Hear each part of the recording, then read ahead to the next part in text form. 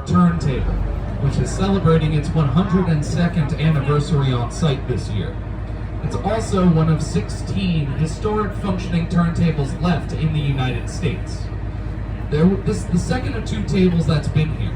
The original was built in the year 1852 as an Armstrong table, meaning the original platform was turned by hand.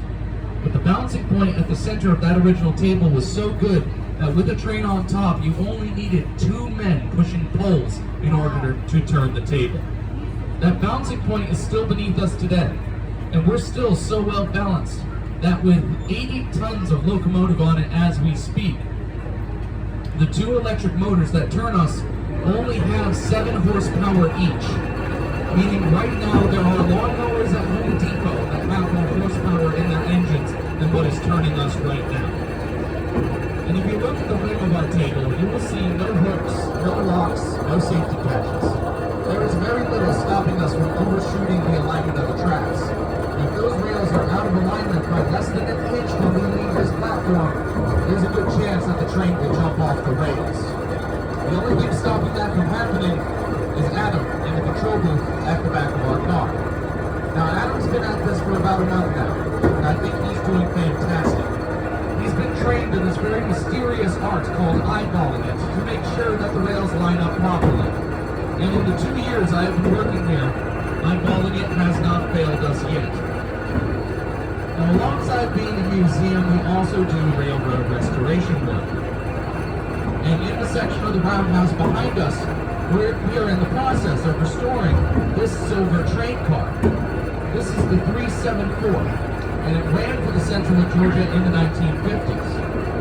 When I started working here 2 years ago, it was painted matte black, and half of the paint had been replaced by rust.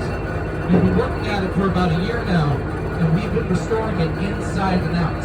And as part of our restoration project, we decided we were going to give it back in silver and blue color scheme from the 1950s. But this is just a small section of our restoration work. In just a few moments when the rails are realigned, we'll be back up towards our larger work area, which is inside the painting shop at the back end of our yard. The painting shop is one of our youngest buildings in the facility, dating back to the year 1925. In 1925, 3 buildings were being reconstructed due to a fire that broke out 2 years beforehand.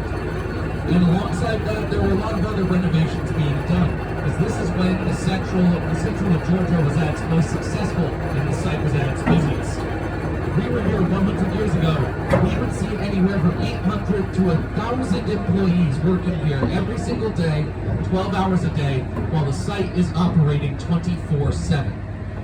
And they would be making very little money while working here. For example, in the year 1920, when wages were at their highest for the decade, a machinist on site would be making 85 cents an hour. Adjusted for inflation, that's equivalent to $12.30 an hour today.